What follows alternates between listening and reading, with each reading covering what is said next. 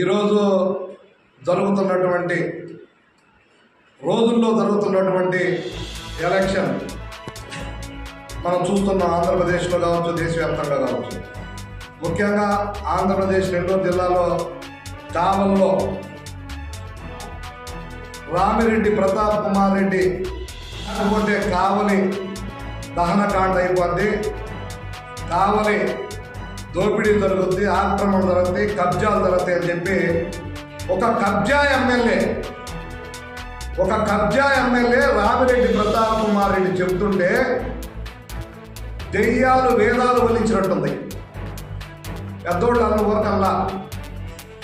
ఎందుకంటే ఈ వైపు ఉన్నటువంటి ఎన్డీఏ అభ్యర్థి కావ్య కృష్ణారెడ్డి ఒక స్వచ్ఛమైనటువంటి అభ్యర్థి, తెలుగుదేశం అభ్యర్థి. దానికి భారతీయ జనతా పార్టీ, జనసేన సంపూర్ణ మద్దతు తెలియజేస్తోంది. ఒకవైపు 420గా ఉన్నటువంటి రామిరెడ్డి ప్రతాప్ కుమార్ రెడ్డి ఒక పక్క ఆయన చెప్తాడు, నా మీద కేసులు ఎందుకున్నాయని. 420 కేసులు ఎందుకుంటాయో మనకు తెలియదు, ఎలక్షన్ కేసులు అవి. ఒక 420 కేసులు పెట్టుకొని ఆయన వేమిరెడ్డి ప్రభాకర్ రెడ్డి మీద అభియోగాలు చేస్తారు, కావ్య కృష్ణారెడ్డి మీద కూడా అభియోగాలు చేస్తారు. ఆయన నిజాయితీ పరుడుగా అభియోగాలు చేస్తున్నటువంటి పరిస్థితి మనం అందరం గమనిస్తున్నాం. నేను ఒకటే అడుగుతా ఉన్నాను కదా, ఆయన ప్రెస్లో మాట్లాడేటప్పుడు కావ్య కృష్ణారెడ్డి అవినీతి కూడా ఆయన చేస్తే ఘోరం జరిగిపోద్దని. నేను ఒకటే అడుగు, ఘోరాలు చేసింది నువ్వు, నేరాలు చేసింది నువ్వు, దోపిడీ చేసింది నువ్వు, దుర్మార్గం చేసింది నువ్వు, ఆత్మహత్యలకు కారణం నువ్వు.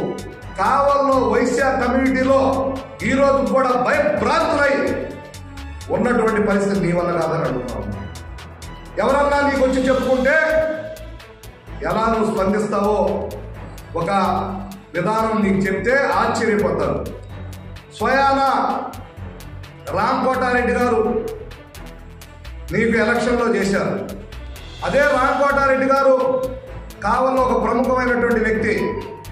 ఆయన నీకు కొన్ని విషయాలు చెప్తే ఆయన్ని కేర్ చేయకుండా, ఆయన్ని నువ్వు లెక్క చేయకుండా నువ్వు ఆయన ఇంటికి పంపించింది వాస్తవం కాదా? నీ కోసం తపనపడి చేశారు శశికుమార్ రెడ్డి, శశిధర్ రెడ్డి, రామకోటారెడ్డి నీ కోసం పనిచేయలేదా? నువ్వేం చేసావు చెప్పు. వాళ్ళ రైస్ మిల్లులో డబ్బులు వసూలు చేయలేదా?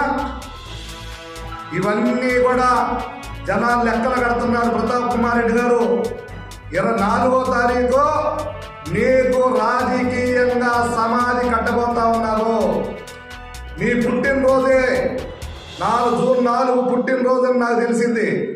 ఆ పుట్టినరోజే నీకు రాజకీయ సమాధి కట్టబోతున్నారని చెప్పి భారతీయ జనతా పార్టీ తెలియజేస్తూ ఉంది. ఒకవైపు విజయసాయి రెడ్డి ఒకసారి ఆలోచన చేస్తే ఏటు వైజాగ్ అంతా కొల్లగొట్టాడు. వైజాగ్ ప్రజలందరూ కూడా ఏడుస్తున్నారు. ఈ రోజు మళ్ళా ఈ యొక్క పార్లమెంట్ లో పోటీ చేసి మళ్ళా గెలిచి నెల్లూరు జిల్లాలో మీ భూములు ఏముండవు సోదరులారా, మీ ఆస్తులు ఉండవు, మీ కాడ పొలాల వల్ల మీకు డబ్బులు ఇవ్వరు. మీకు అందరికీ తెలుసు, రైతులు, పాతూరు రైతులు కూడా గమనించాలి. పార్టీలకు అతీతంగా, కులాలకు అతీతంగా, మతాలకు అతీతంగా సోదరులారా రకరకాల చిచ్చులు పెడతా ఉన్నారు. ముస్లిం సోదరులారా, క్రిస్టియన్ సోదరులారా, ఒక్కసారి అవకాశం వచ్చింది మనకు ఒక ఓటు రూపంలో. నరేంద్ర మోడీ గారు హామీ చేస్తారంటున్నారు. నరేంద్ర మోడీ గారు ముస్లింస్కి ఎక్కడ హామీ చేశారో చెప్పండి. ఏ సంక్షేమ పథకాలు రావట్లేదా? ఇచ్చేటువంటి హిందువులకు వచ్చేటువంటి అన్ని సంక్షేమ పథకాలు ముస్లింస్కి ఎక్కడ ఆగినాయా? ఒక్కసారి చెప్పండి. మిమ్మల్ని అందరూ కూడా మభ్య పెడుతున్నారు సోదరులారా. మనం అందరం ఒకటే. ఒక్కసారి ఆలోచన చేయండి. ఈ దేశంలో ఉన్నాం, భారతదేశంలో ఉన్నాం. ఒక్కసారి ఆలోచన చేయండి. ఒక్కసారి ఆలోచన చేసి కావ్య కృష్ణారెడ్డి గారిని, అదేవిధంగా వేమిరెడ్డి ప్రభాకర్ రెడ్డి గారు అనేకమైనటువంటి సేవా కార్యక్రమాలు, ఆయన ఎంపీ అయితే అనేకమైనటువంటి నిధులు మన కావలి ప్రాంతానికి తీసుకొచ్చేటువంటి పరిస్థితి.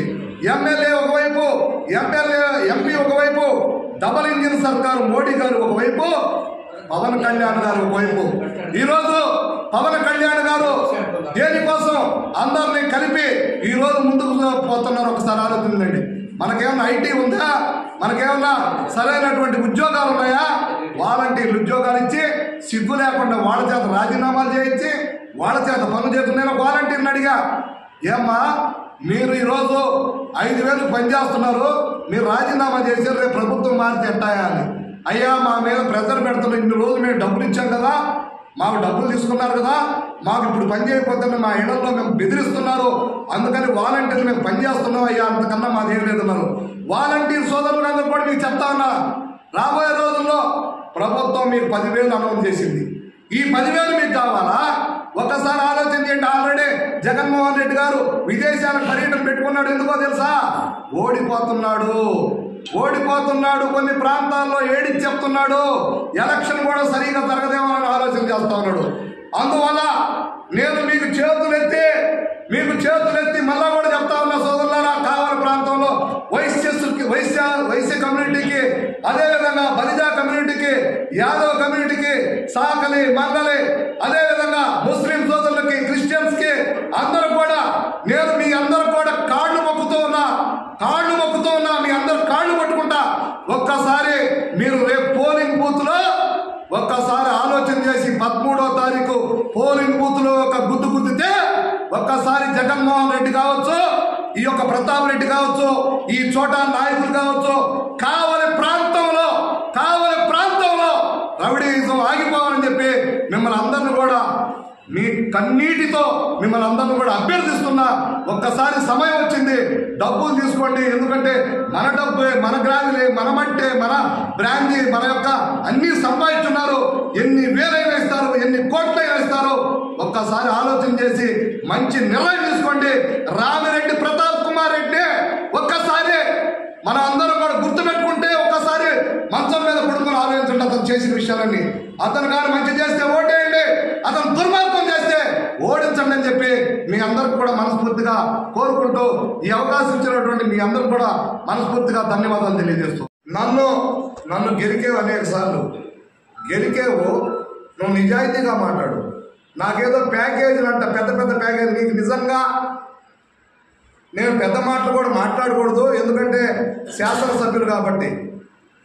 ఎవరైనా సరే ఒక అమ్మ అబ్బకి పుట్టుంటే భరత్ అనేవాడు కానీ అవినీతి కానీ చేసుంటే, భరత్ అనేవాడు కానీ ఎక్కడైనా సరే డబ్బులు తీసుకొని పనిచేసి ఉంటే, ఈవెన్ కృష్ణారెడ్డి గారి దగ్గర అయినా సరే ₹1 తీసుకున్నా, ఈరోజు స్టిల్ ₹1 నేను తాకినా సరే నేను రాజకీయాల నుంచి స్వచ్ఛందంగా తప్పుకుంటా. ఏదైతే భారతీయ జనతా పార్టీకి ఇచ్చినటువంటి, ఏదైతే ప్రచారానికి ఇచ్చినటువంటి డబ్బుల్లో కూడా నాకు ₹1 సంబంధం లేదు. నేను వాస్తవం చెప్తా ఉన్నా, ₹1 కావ్య కృష్ణారెడ్డి డబ్బు నేను తీసుకోవాలి. అయినా సరే కావ్య కృష్ణారెడ్డి గెలుపు కోసం నేను పనిచేస్తూ ఉన్నా. ఎందుకంటే నీ యొక్క అరాచకాన్ని కట్టడి చేసేదానికోసం, నీ యొక్క దుర్మార్గాన్ని కట్టడి చేసేదానికోసం.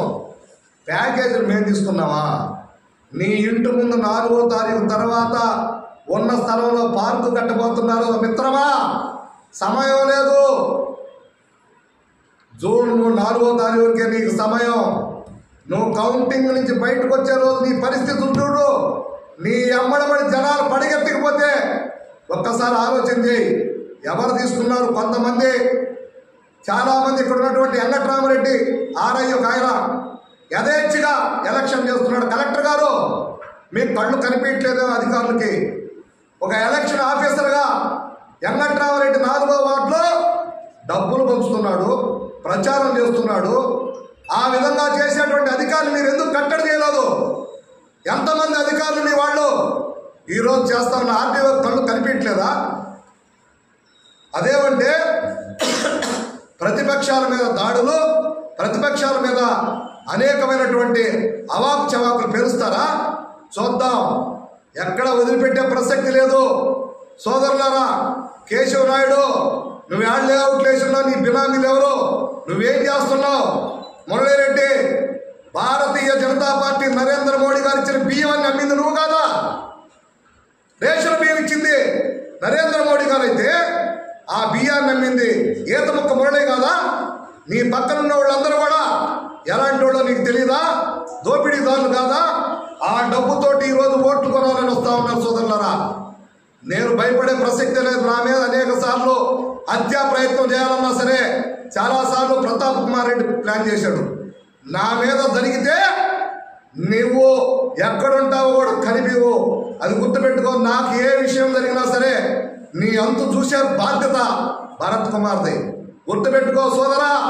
ఎమ్మెల్యే కబ్జాలు ప్యాకేజీలు మాయి కాదు, నీయే. ఎన్ని వందల కోట్లు సంపాదించావు, ఎన్ని మిషన్లు పెట్టి కౌంట్ చేశారు సోదరులారా. ఒక్కసారి ఆలోచన చేయండి. నేను అందరికీ దండం పెట్టి అడుగుతున్న వ్యాపారస్తులు, కావలి వ్యాపారస్తులందరూ కూడా, వైశ్యాస్ అందరిని కూడా, కమ్యూనిటీ బలిజ కమ్యూనిటీ కూడా, యాదవ కమ్యూనిటీని నేను ఒక్కసారి చెప్తా ఉన్నా సోదరులారా. యాదవ సోదరులారా, ఒక ఇద్దరు ముగ్గురిని అడ్డం పెట్టుకొని రామిరెడ్డి ప్రతాప్ కుమార్ రెడ్డి అనే వ్యక్తి మన ఓట్లు కొల్లగొట్టాలని చూస్తా ఉన్నాడు. అతనికి వేస్తే మన యొక్క భూములుండవు. మనం అందరం కూడా గొర్రెలు పొలం నమ్ముకొని జీవించే వ్యక్తులు. మనం ల్యాండ్ టైటిలింగ్ పేరుతో ఈరోజు మన భూములన్నీ కూడా కుదవబెట్టే పరిస్థితి ఉంది. ఒక్కసారి ఆలోచన